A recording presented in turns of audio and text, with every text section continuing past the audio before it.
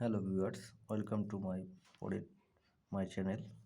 এটা আমার ইতিহাস সাজেশনের দ্বিতীয় ভিডিও এবং তোমাদেরও এটা চতুর্থ অধ্যায়ের প্রশ্ন। দেখো এখানে অধ্যায় জাতীয়তাবাদ ও বিচ্ছিন্নতাবাদ। এই অধ্যায় থেকে তোমাদের মোট আসবে 19 নাম্বার আসবে। এর ভিতরে 3 মার্কের প্রশ্ন লিখতে হবে একটা, 4 মার্কের কোশ্চেন লিখতে হবে দুটো, আর 8 মার্কের কোশ্চেন লিখতে হবে একটা। এখান থেকে আমি তোমাদের 3 ও 4 মার্কের কোশ্চেন একসঙ্গে দিয়েছি। দেখো এখানে প্রথম প্রশ্ন রয়েছে CR ফর্মুলা বা রাজাজির সূত্র কি? CR ফর্মুলা বা রাজাজির সূত্র কি? ওর সঙ্গে রেখেছি এই ফর্মুলার কার নামে করা হয়। এটা 3 মার্কের কোশ্চেন। পরে 2 নম্বরের প্রশ্ন দেখো রাওলাট আইনের উদ্দেশ্য কী ছিল? এটা 4 মার্কের কোশ্চেন। তারপরে 3 মার্কসের কোশ্চেন দেখো ক্রিস মিশনের প্রস্তাবগুলি কী ছিল? ভারতীয়রা কেন এই প্রস্তাবগুলি প্রত্যাখ্যান করেছিল? এটা 4 মার্কের প্রশ্ন। তারপরে 4 দাগের কোশ্চেন দেখো ক্যাবিনেট মিশনের 3 জন সদস্যের নাম লেখো। ক্যাবিনেট মিশন কবে ভারতে আসে? এটা 3 মার্কের কোশ্চেন। পরের প্রশ্ন দেখো খুব ইম্পর্টেন্ট, জালিয়ানওয়ালাবাগের হত্যাকাণ্ড বলতে কী বোঝো? এর গুরুত্ব লেখো। এটা 4 মার্কের প্রশ্ন। 6 নম্বর কোশ্চেন দেখো মাউন্টব্যাটেন পরিকল্পনা কি? এটা তোমাদের টিকা হিসাবে দিতে পারে 4 মার্কের। পরের প্রশ্ন 7 দাগে দেখো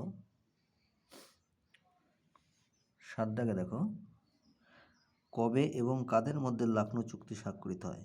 এর গুরুত্ব কী ছিল? এটাও 4 মার্কের কোশ্চেন। পরের প্রশ্ন দেখো গান্ধীজি খেদা আন্দোলন বা খেদা সত্যাগ্রহ আন্দোলন কবে কোথায় শুরু করে? ওর সঙ্গেই রয়েছে কে কবে কোথায় মুসলিম লীগ প্রতিষ্ঠা করেছিল? এটা 3 মার্কের কোশ্চেন। তারপরে প্রশ্ন আজাদ হিন্দ সরকার কবে কোথায় প্রতিষ্ঠিত হয়েছিল? কে সর্বপ্রথম করেঙ্গে ইয়া মরেঙ্গে ডাক দেন? এটাও 3 মার্কের কোশ্চেন। এরপরে রয়েছে দেখো কে কবে সাম্প্রদায়িক বাটরানীতি ঘোষণা করেন? রশিদ আলী দিবস কবে এবং কেন পালিত হয়? এটাও 3 মার্কের কোশ্চেন। তারপরে রয়েছে 11 নম্বর কোশ্চেনে তাম্রলিপ্ত জাতীয় সরকারের প্রতিষ্ঠাতা বা সর্বাধিনায়ক কে ছিলেন? মুসলিম লীগের লাহোর অধিবেশন কেন গুরুত্ব ছিল বা লাহোর অধিবেশনের গুরুত্ব কি? এটা তোমাদের 4 মার্কের কোশ্চেন। এরপর রয়েছে নৌবিদ্রোহের কারণ লেখো আর নৌবিদ্রোহের গুরুত্ব। দুটো আলাদা আলাদা প্রশ্ন। নৌবিদ্রোহের গুরুত্ব লেখো অথবা দিয়ে দিয়েছি নৌবিদ্রোহের কারণ লেখো। এটা তোমাদের 4+4 দিয়েছি। এটা তোমাদের 8 মার্কেরও ডাইরেক্ট দিতে পারে। এরকমভাবেই নৌবিদ্রোহের কারণ ও গুরুত্ব আলোচনা করো। পরে দেখো 13 দাগের কোশ্চেন জাতীয় কংগ্রেস প্রতিষ্ঠায় হিউমের ভূমিকা কী ছিল?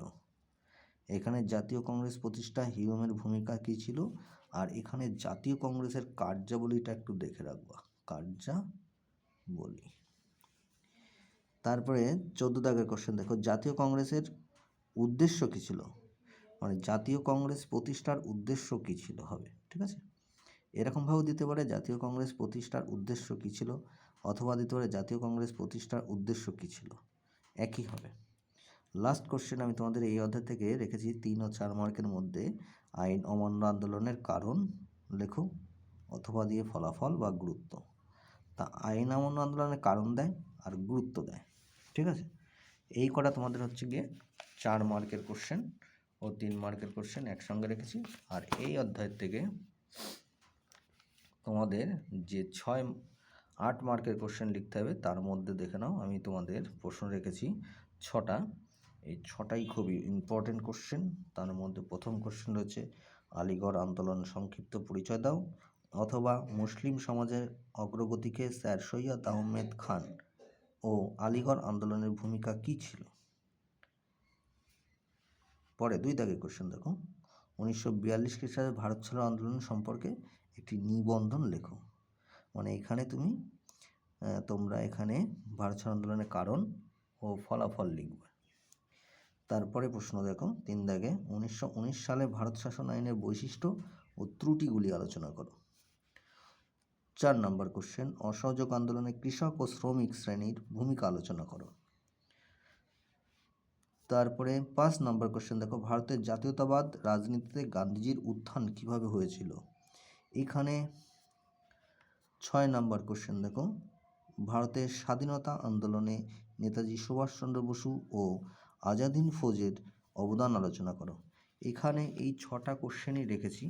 এই 6টা কোশ্চেনের মধ্যে তোমরা এই